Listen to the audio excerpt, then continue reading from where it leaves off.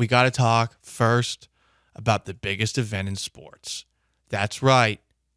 Baseball's All-Star Game. And we're going to be breaking it down most of the show because so much happened. I'm kidding. This is literally all that happened. Here is Yordan Alvarez being introduced at the game.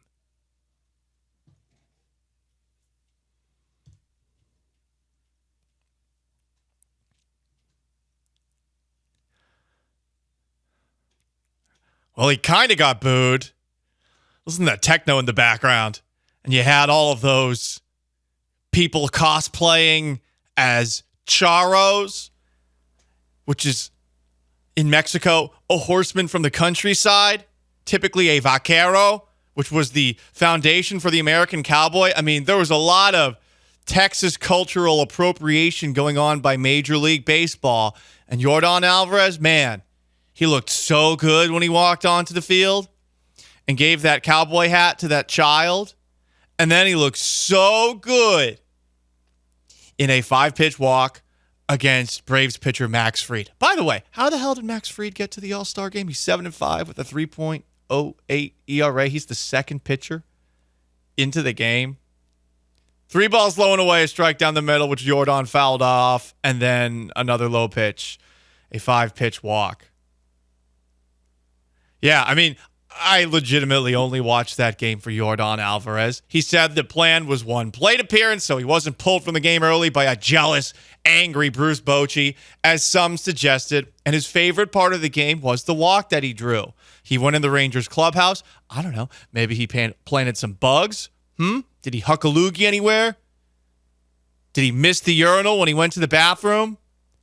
Did he drop a dookie and not flush the toilet? Questions I'm just asking. If you're in the other team's clubhouse, you should think about doing it. One time back in high school, in 2005, we played a team from Tampa, and their 2 biggest offensive linemen, because the men's room was the only men's room that we had in our gym, they went into our bathroom and really went alpha mode, dropping massive turds in our toilet and not flushing them. It smelled really bad. Then they kicked our ass on the field. It was really just an all-out embarrassing day, losing to Berkeley Prep the way that we did in 2005.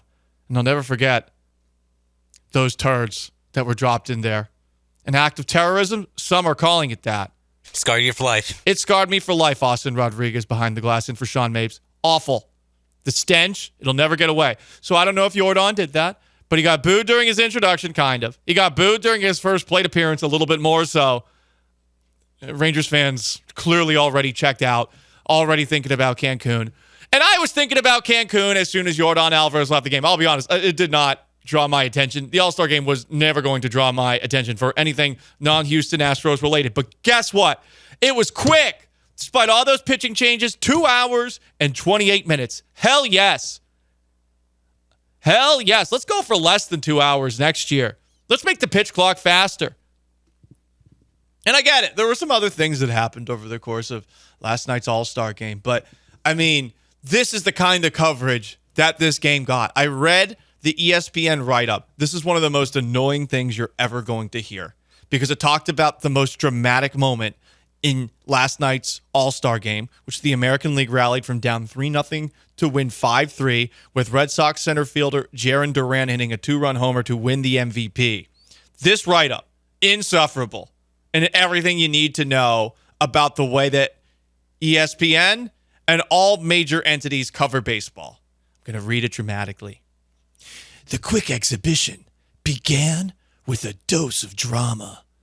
Juan Soto's exceptional skill, the trait that has placed him on a path to first ballot Hall of Fame status, is an uncanny ability to reach base. Never has the baseball universe in unison wanted to see the New York Yankees right fielder get that job done more than in the first inning on Tuesday. Oh, you're on the edge of your seat, huh? You're thinking, whoa, why? Was his family being held at gunpoint? Was Jean-Claude Van Damme in a sequel to the movie Sudden Death forced to try and save hostages from terrorism like he was at that Penguin Stanley Cup game? Let's keep reading this write-up by ESPN. The pressure began to mount Monday for Soto when the American League All-Star team manager Bruce Bochy announced a lineup that surprisingly had Yankees center fielder and leading American League MVP candidate Aaron Judge batting fourth. What? Again, this is the most dramatic thing that happened in the All-Star game per ESPN.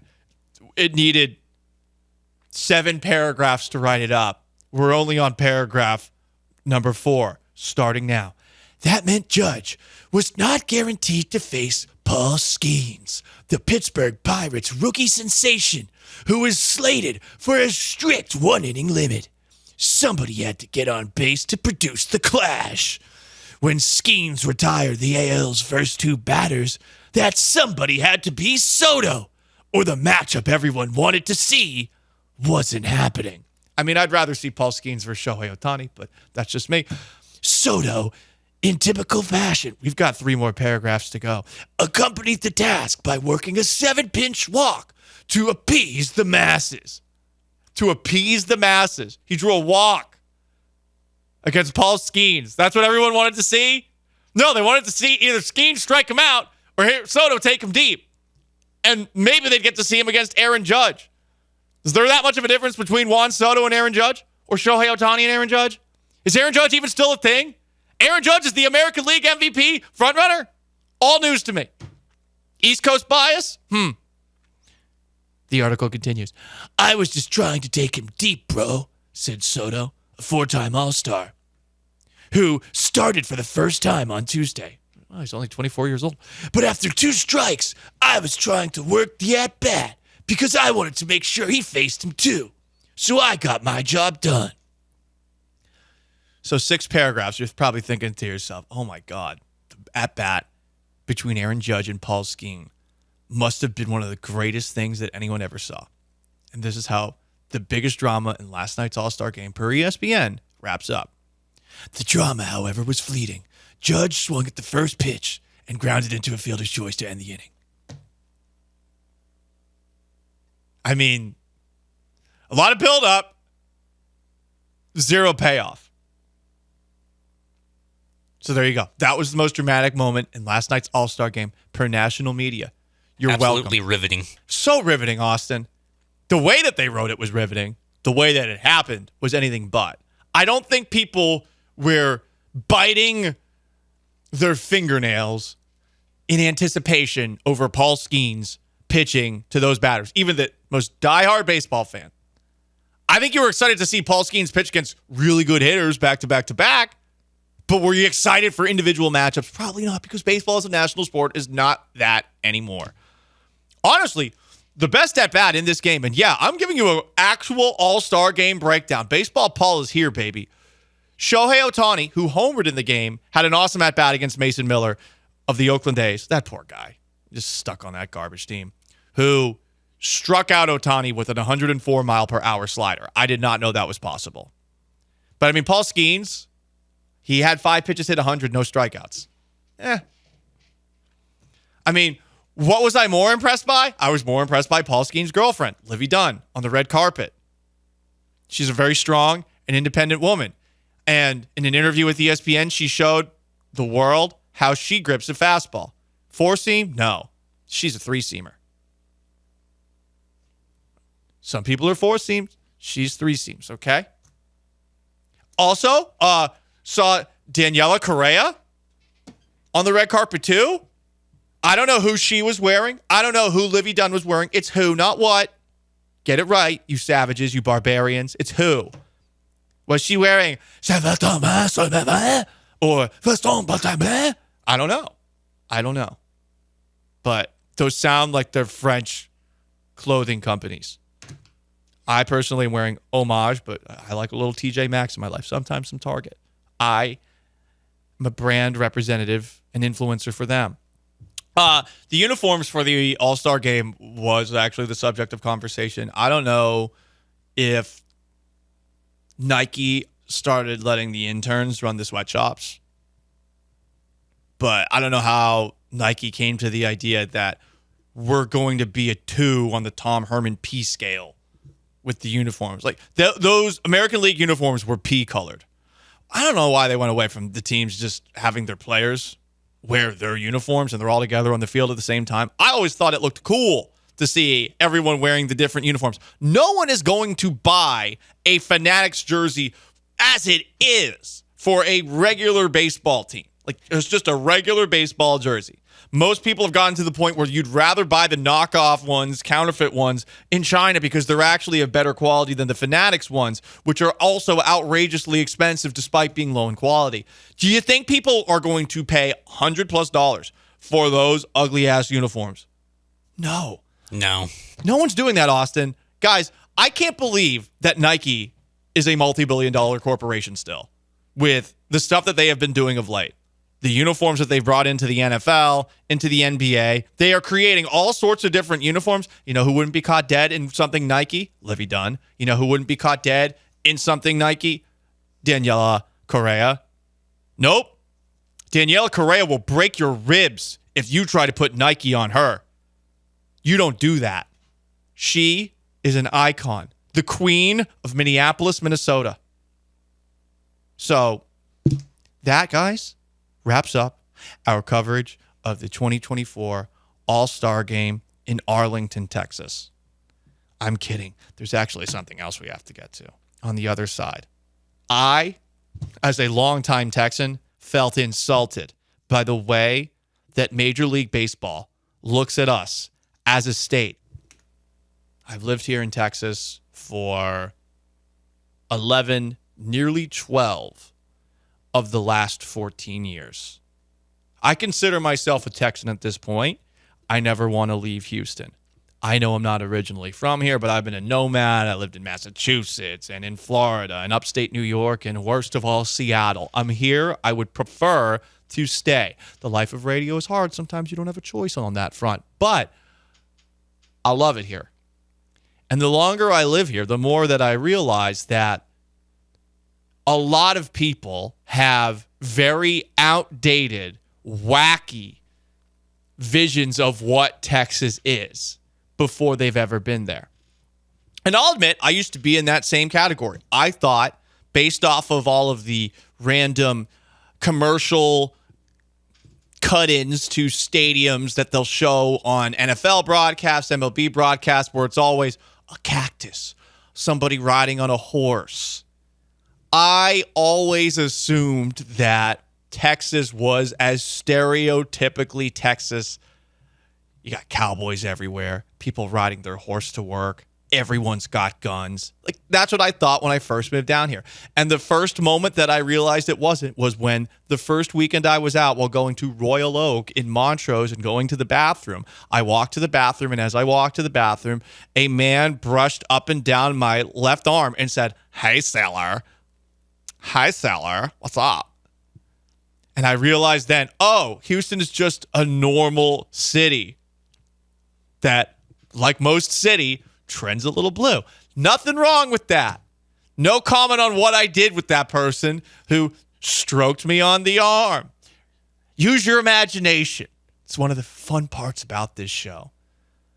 So when Major League Baseball, to begin last night's All-Star Game, put out this BS, I felt offended. I felt like they were taking shots and assuming who we as Texans all are, which is a bunch of rodeoing, cowboy hat wearing, lassoing, tobacco spitters.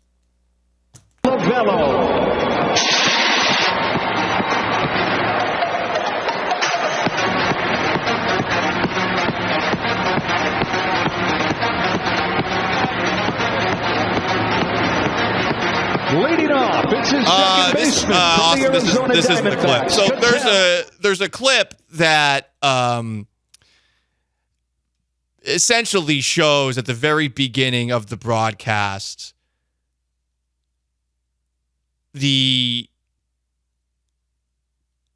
American League and National League All-Stars riding on a rodeo bull, and they've got this guy with the gravelly Texas voice in the background talking. And as he talks, they're showing everybody riding on the bulls, throwing lassos around. It was completely ridiculous, and I was offended. As a Texan, I was absolutely offended by that. Here we go. Here is the actual clip.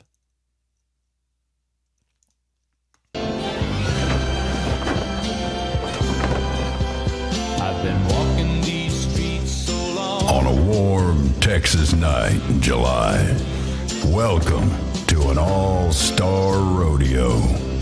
60 of baseball's best take the bull by the horns in the Big D. But I'm gonna be where the lights are shining on me. Like a rhinestone cowboy. The sensations of the season on top. I'm told it's all in the hips. Tall in the saddle. Just don't look the bull in the eyes. Awesome arms. See the bull, ride the bull. Booming bats. The worst thing you can do is go up there guessing. You have to have a plan. How hard can it be? Twists, turns, and tumbles. Hold on there, partner. Like a rhinestone cowboy. It seemed like a good idea in spring training. Rip-roaring showman in a midsummer classic. The American League, the National League, and that ain't no bull. Live from Texas, it's MLB's All-Star Game on Fox.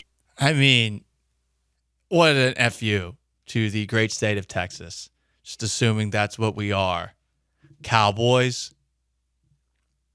with a bunch of colloquialisms that Cowboys say.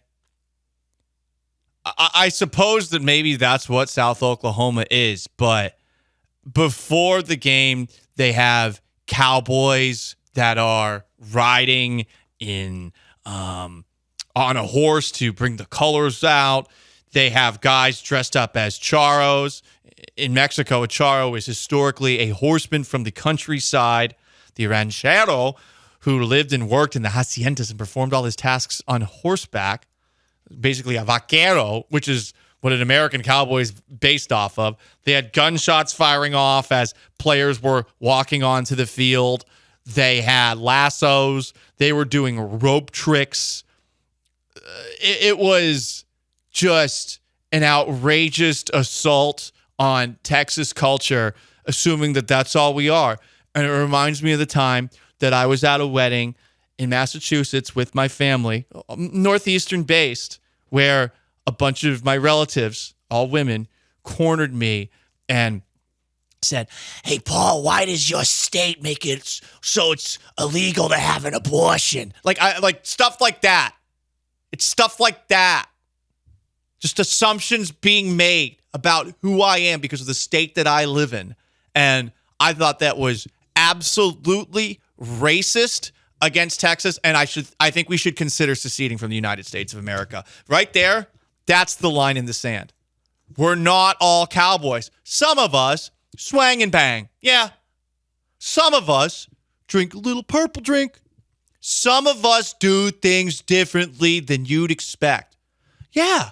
On my way into work, I did see somebody riding on a horse, and he was in my way, and as is my right in Texas, I did pull out my 6-shooter and I shot him. I don't know what happened because you're allowed to do that. These things do happen, but for the most part, Texas is not the wild, wild west, okay? Sure, I threw a lasso around somebody at the bar.